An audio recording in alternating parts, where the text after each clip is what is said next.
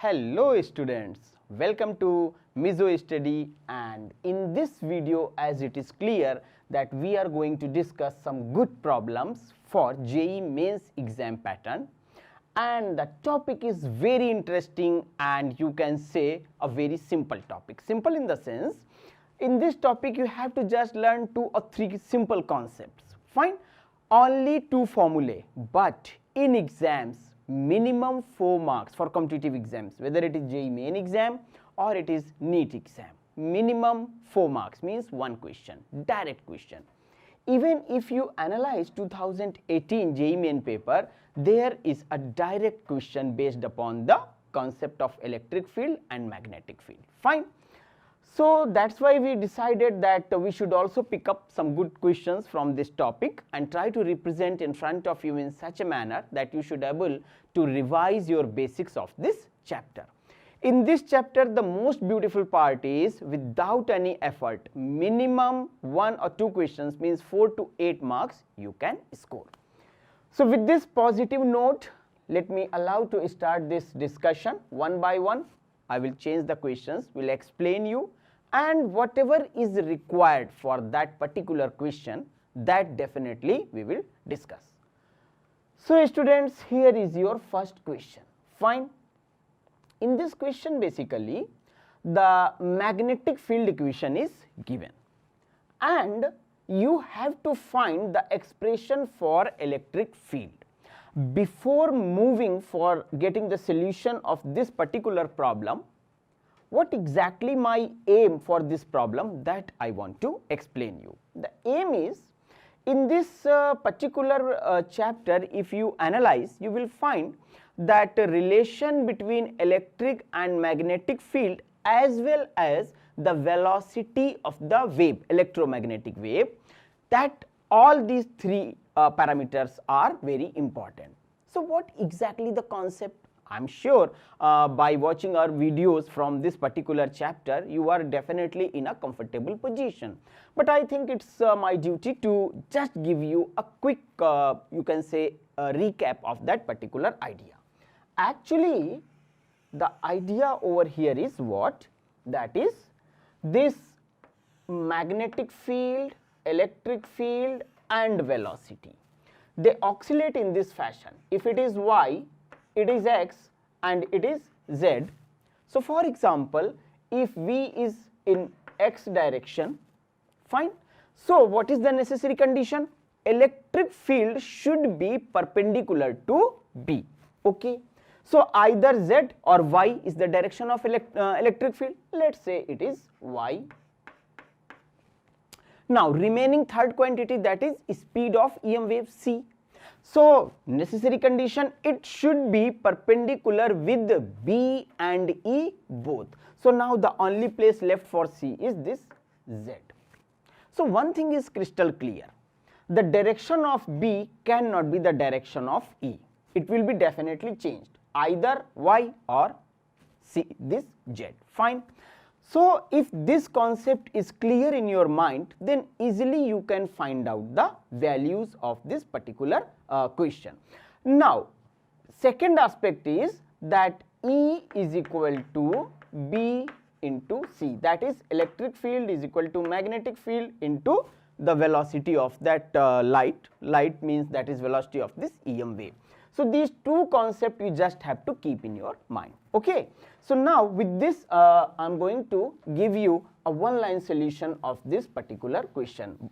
Over here I would like to mention one very important aspect. Normally you consider yourself very much comfortable in this chapter, but if you just check honestly your approach, out of 10 normally students commit mistakes in 6 questions just because of the overconfidence and mismatch in the concepts. So how exactly we should analyze this particular concept? By means magnetic field is in y direction, okay. So the possibilities for E is either x or z, okay. So because as such no space is available over here, so what I will do, I will use this space in this side. Now how we will track that which one is the correct value which is applicable? Because if at any point of time we are able to find the magnitude, then the question is almost 50% solved. Okay, so just a minute back I mentioned the equation E is equal to CB, BC or CB, and if in between the explanation some portion of the question is not visible to you, don't worry, I am here explaining, you just take a look of this particular value. C means what? 3 into 10 to the power 8 meter per second in vacuum. Right now we are assuming that the wave is still in vacuum. Okay, and what is the value of this B naught that is given over here? It is 2 into 10 to the power minus 7. Fine, naught means maximum value. So 2 into 10 to the power minus 7. What is the standard equation? That is By is equal to B naught sine kx plus minus omega t. Now multiply it, very simple. You will get what? 60. Minus 7 plus 8, 10. 3 2s are 6, 10, 60. Now one thing is clear. A is not the correct option, B is not the correct option. So either possibility is of C or D. So let's try to find out which one is the correct option. Now very easily you can say that as B is along y-axis, so E should not be along y-axis. Now here it is a confusing point. That's why I mentioned it. Here the correct option is D. How you can say like that? Because B is along y-axis. So obviously E cannot be possible along y-axis. Although if you just take a look of this particular value, every term is same. 60, 60, sine, 0.5 into 10 to the power 3.5, z, 1.5, everything. Only difference is this term. That's why I mentioned in the starting with the help of a diagram. So now once you get the values, very easily A and B not possible. C and D, okay, the direction of C is in the same as B, which is not allowed. So ultimately D is the correct choice. So this should be the approach not in examination hall but during your practice, because if during your practice you achieve this type of perfection, obviously in examination hall you will definitely not find anything difficult. So if you are perfect in terms of approach, this question hardly takes 35 to 40 seconds, not more than 1 minute under any circumstances. Fine. So let's move for the question number 2 with this positive approach. Now, to obtain a displacement current, this chapter, if you recall, this chapter starts from displacement current, Maxwell's displacement current. Actually, the entire chapter is based upon that concept. Why?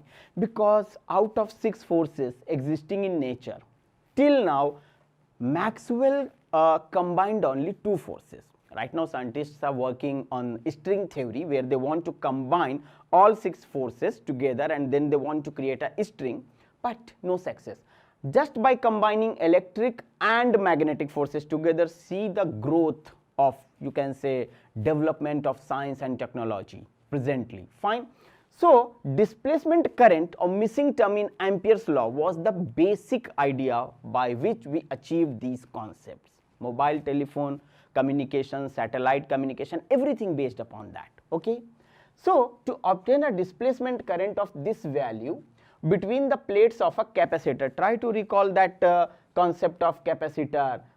This way, during the discussion of the theory, we discussed this capacitor. This was the idea of capacitor. Fine. So between the capacitor of 0.1 microfarad, the rate of change of potential difference dB by dt between the plates should be how much? Okay. So you can say a simple concept, but in this question a simple formula is required, and that formula during the discussion of Maxwell's rectified equation, rectified means actual equation was given by Ampere and Maxwell indicated that something is missing, and that missing term is nothing but displacement current. So what I will do, definitely I will provide you the step by step solution of this problem, and it's just a two-step problem. You have to just mention one formula, and over here why I am emphasizing these basic concepts. Reason is simple. In this chapter there are few formulae and just two concepts. So if you are comfortable with the formula, you know the formula, you are going to get the solution, and if you don't know the formula, no one can help you to get the solution of that problem in examination hall. So just by writing, do some sort of practice. That is ID. This was the term that we used in this chapter during the discussion of the theoretical aspects. ID means displacement current, current with displacement, is equal to epsilon naught. Fine. And if it is epsilon naught, then what exactly the value of that is del phi E by dt, rate of change of electric flux. Now what is the value of this phi E? Phi E is where phi E is obviously E dot A. Fine. Put the value over here, what you will get? dE by dt, or E out dA by dt, rate of change of your area, depends upon the requirement. That we are not going into that depth. What we will do, we will simply apply the logic over here. Fine. So one formula you have, V is equal to E into D, potential, electric field, and distance between the plates of the capacitor. Fine. So what I should do, I should use this value of E is equal to V by D at this place, and then replace that value over here. Fine. So let me give a name to this equation 1 and 2. Just for your understanding I am writing this line, otherwise I can do one thing, I can directly put the values, but then few of you who are not revising regularly may find it slightly difficult. So what I am saying, use 2 in 1, just for indication that use the value of equation number 2 in 1. Fine. So what you can get? You can get E is equal to V by D. Fine. So after using this E over here, what I will do, I will change the values over here, simply V by D into A. Vector I removed. Fine. Now put it over here. So ID is equal to epsilon naught D by dt V by D into A. Fine. Now which term is varying? It is something that depends upon this concept. You know C is equal to K epsilon naught A by D. Fine. And if no dielectric in between, then C is equal to epsilon naught A by D.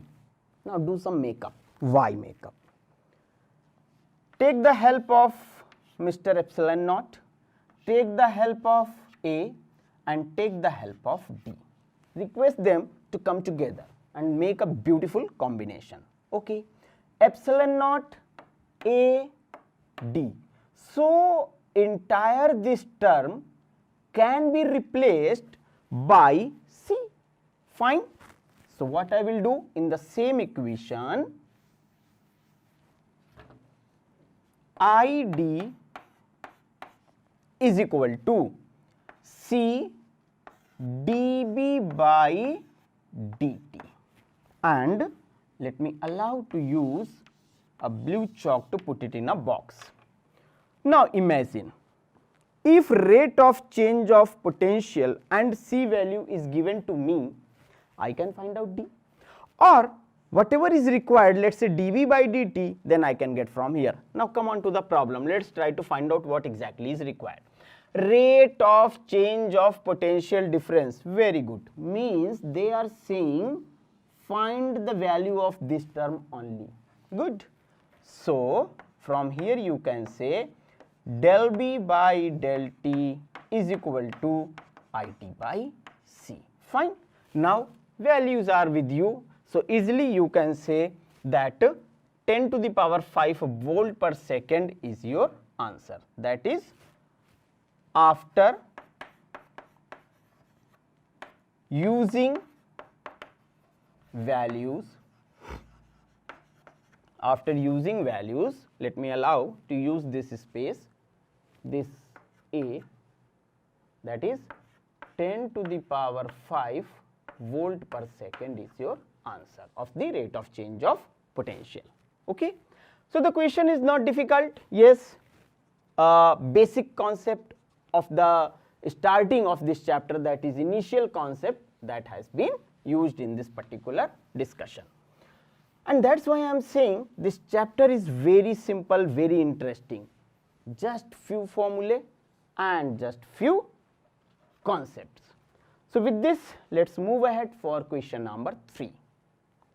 Okay, you may ask why we are discussing these type of questions, because 95% students attempt these questions. Reason is simple. You cannot remember all these values. If you just try to recall in your NCERT books or in any supporting books, the EM wave spectrum is given on a big format in a paper, fine, where on the basis of the decrement of the lambda or increment of the frequency, the classification is given. My point is simple. By putting this question, at least few times you should read that diagram. Okay, read it, close your eyes, think, again read it. This way, in few readings, you will able to realize that which wave is going to come in which situation. Now here, what exactly the question is: which waves are used for taking photograph of Earth under foggy conditions from great heights? Great heights, normally armies of various countries, they use spy drones, fine, to take the photographs of the enemies, you can say strategical locations. So if there is a foggy conditions, then they have the cameras to find out the photographs. Obviously, if you start analyzing this particular question, then you will easily say that visible rays not possible. Why? In foggy conditions, if we can't see anything with our naked eyes, then camera will not able to do that. Forget that. Now you have three conditions: ultraviolet, okay, infrared and microwaves. Everyone nowadays know microwaves are used for what? Normally in our life for cooking purposes in a microwave device.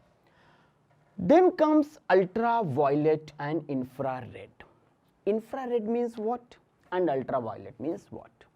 So if you have the idea of the properties of at least 4 or 5 of these combinations, easily you can say infrared are used. Even if you just listen news, they used to mention this satellite is equipped with a camera which has IR sensing devices. Infrared means remote sensing devices, infrared, fine. So ultraviolet rays are not used for that. So these three, that is infrared rays, are the correct option for this particular question. Over here I would like to mention a simple fact. Just prepare your own note, that is just in one line you can mention for this EM waves in order of the increasing wavelength, decreasing frequency. That is, first is it is your cosmic rays, then comes gamma rays, and so on so forth, finally long waves, fine. So at least just by taking a look of these radiations once or twice, in some time you will be very comfortable with the basic properties. At least you should know what are the uses of microwave, what are the uses of infrared, and so on so forth. Here comes your next question: the RMS value of electric field. Fine, RMS value means root mean square, somehow something associated with the AC circuit type of idea. So RMS value of electric field means ERMS, and another term is what? Another term is E naught. Obviously ERMS is less than E naught. So we are talking in terms of right now this root mean square value. of a light coming from the sun is this much. Okay, means RMS value is given. What is the average total energy density of EM wave? Directly formula based question. But if you honestly ask to yourself, is it right now possible for you to remember or recall this formula? Honestly speaking, many of you will say no, not possible. So that's why once more I am emphasizing on this aspect, that make these formulae on your tips. Fine. So let me allow to give you this simple questions explanation. Okay, just one line. UT, that is total energy. I hope it's visible. I think I should use underline term with the blue color, so that you can find, you can think that yes, it is something which is important, total energy. So UT is equal to 2 into 1 by 2 epsilon naught and ERMS square. ERMS square, a very important formula of this particular chapter. Now, if you try to solve it, obviously you will get UT is equal to epsilon naught ERMS square. Fine. You know the value of epsilon naught 8.85 into 10 to the power minus 12. Fine. And what is the value of ERMS? That is also given. So just put the values 8.85 into 10 to the power minus 12 into ERMS square, that is 720 square. Either you can write or simply you can write 72 into 10 to the power 1 whole square. It's up to you. Now, is there any point of writing this expression? Yes, because 80 to 85% students, this is something which I am saying on the basis of my own experience with interaction of the students, they commit mistakes in calculation. And if you are committing mistake in this type of calculation, obviously you are just losing 4 marks. So with these type of numbers, inculcate a habit of playing. Fine, you should know, you should learn, make your calculations fast.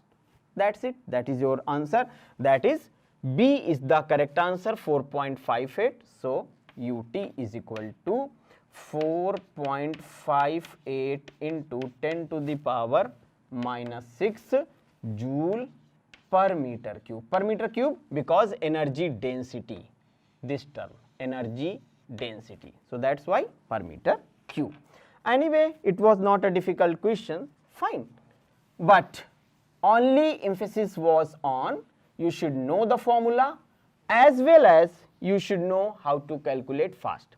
This year JEE advanced exam, they will provide you a virtual calculator on the screen of your computer on which you have to perform your exam. Fine. So this way you can say up to some extent things are going to be really easy for you. But problem is that if you are not comfortable with the calculation using pen paper, then calculating using a calculator on the screen, then you have to move away from your question. You have to run that calculator.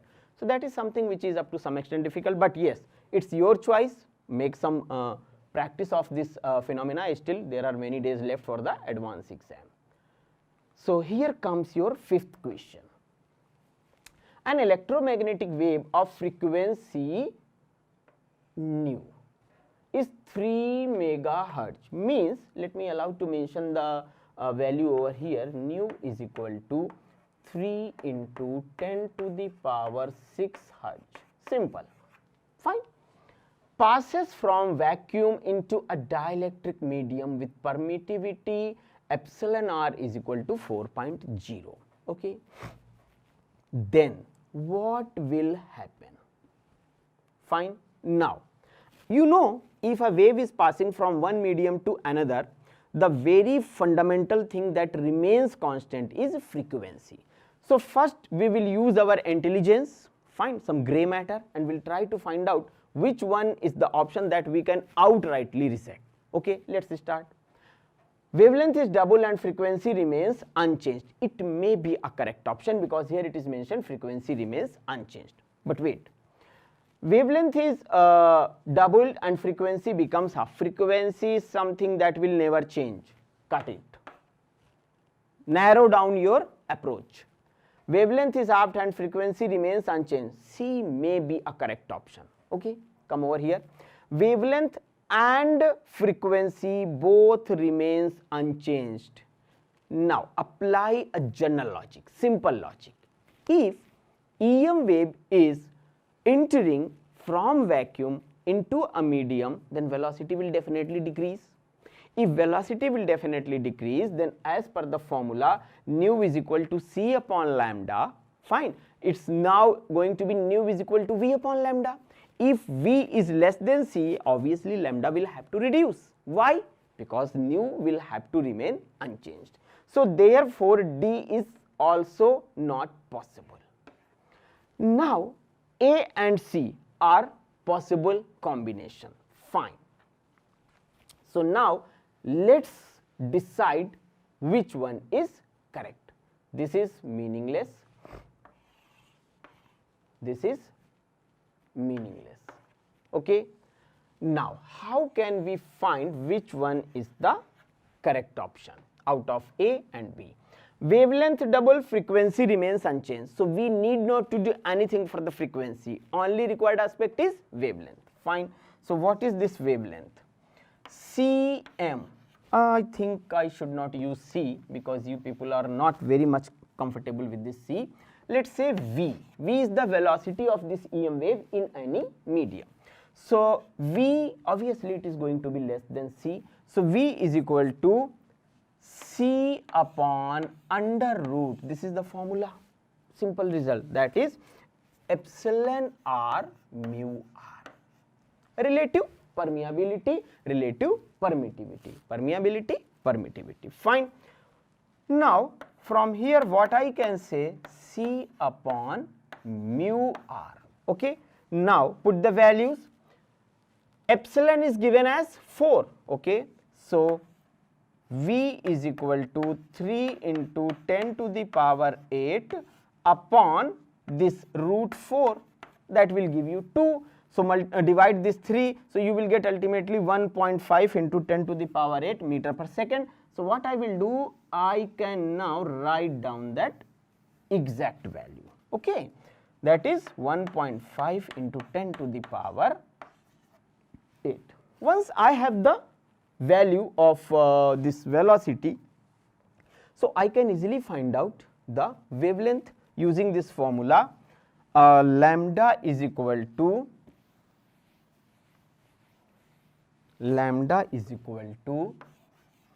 lambda medium is equal to velocity upon frequency. Velocity we just calculated 1.5 into 10 to the power 8 meter per second, and lambda m we can get because frequency is given as 3 into 10 to the power 6. So therefore the correct answer is C. Wavelength is halved and frequency remains unchanged. Okay.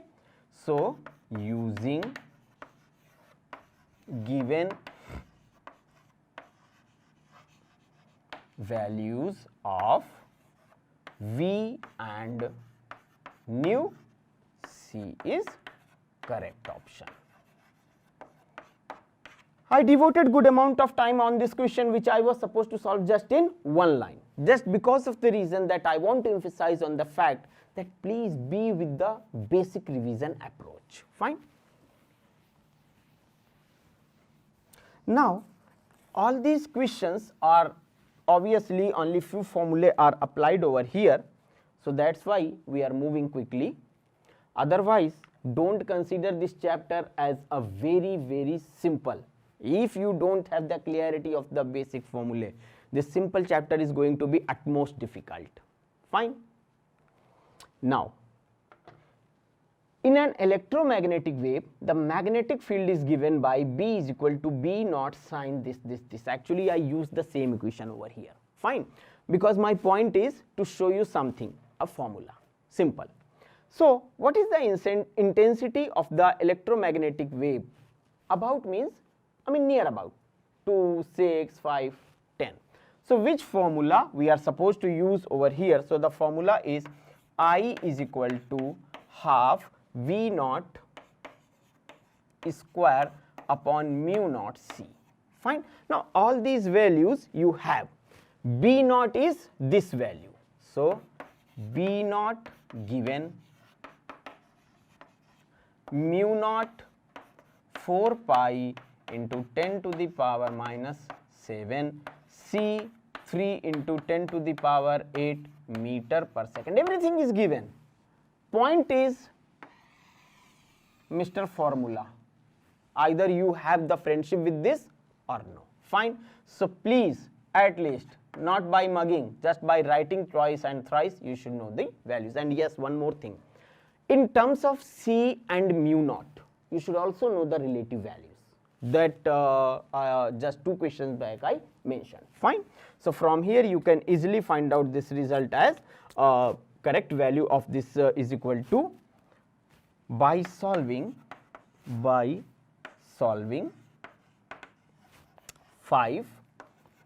watt per meter square. Okay. So now let's come on to the next problem.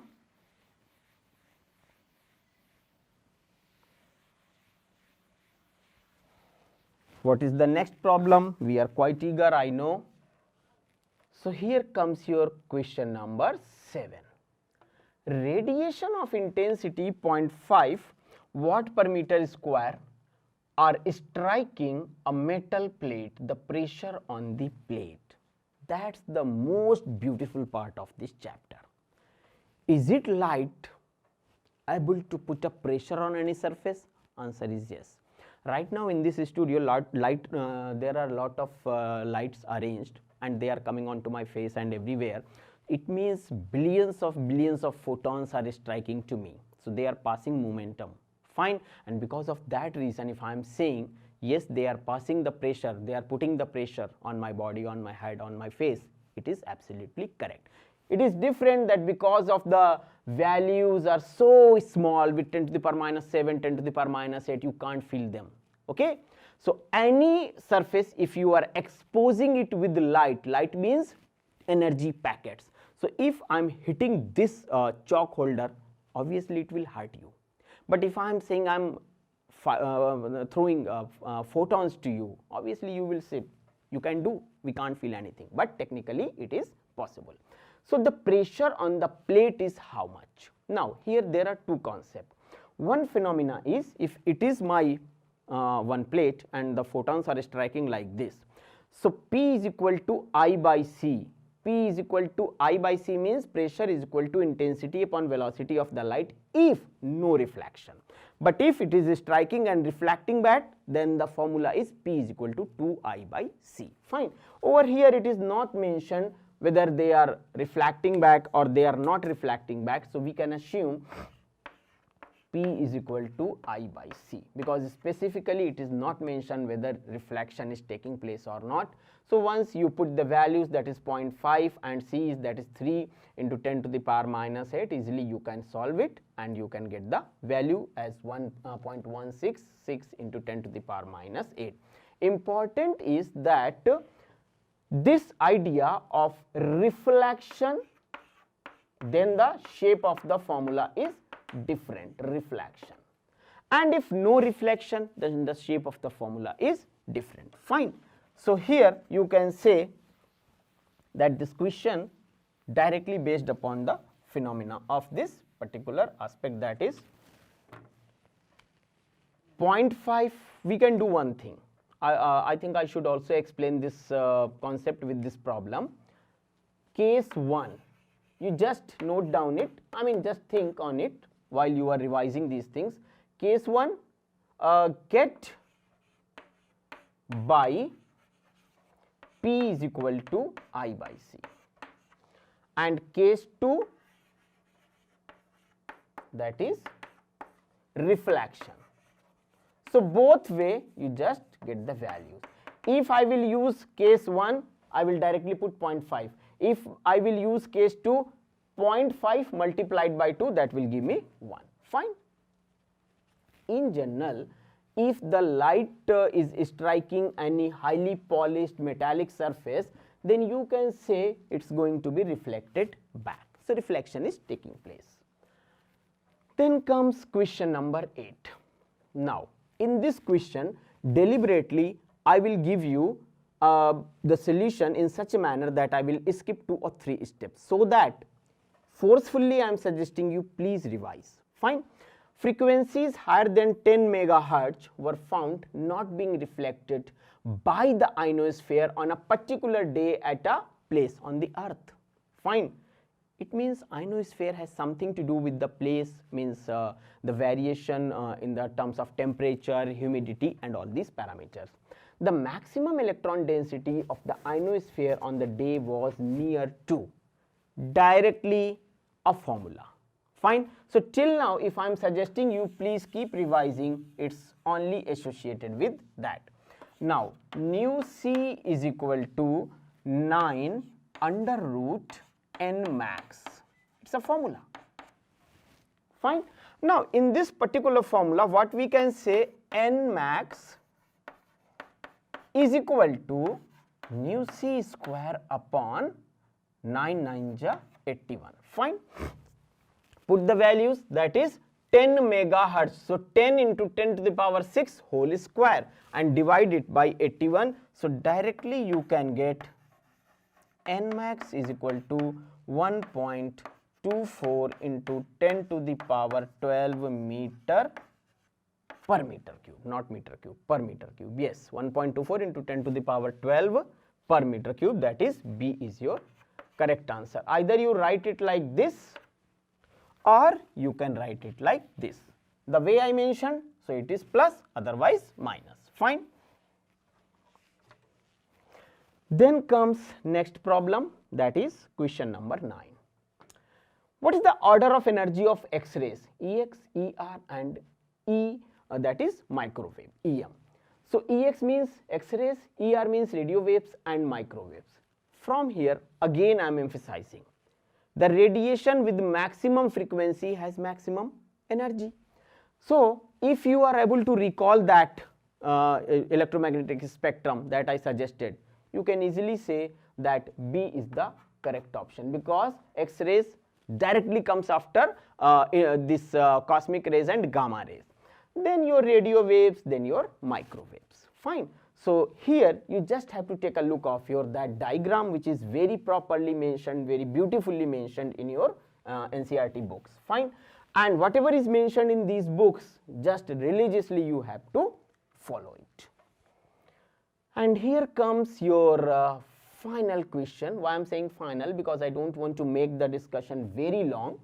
Okay, it should be in a crispy fashion. So it's your final question. Which of the following set belongs to EM waves? Quickly try to find out. Alpha rays and sound waves. Sound waves are mechanical transverse waves. They are not the part of EM waves. Alpha rays, alpha means what? They are particles. They cannot be the part of EM waves. Keep out removing. Not possible. Beta rays and sound waves. Sound wave again. Mechanical longitudinal wave. Not possible. Cosmic rays and sound waves. Cosmic rays, yes, first part. But sound waves, once again, longitudinal mechanical wave. Answer is itself saying I am the correct answer. Fine. So if you can put a combination like cosmic rays and X-rays, yes, they are the part of the electromagnetic radiations. So with this approach, where I just tried to emphasize on 2 aspects, that is revision of formulae and make yourself comfortable in calculations, I would like to close this discussion at this juncture with the suggestion, keep revising, keep enjoying. Till then, take care of yourself. Thanks.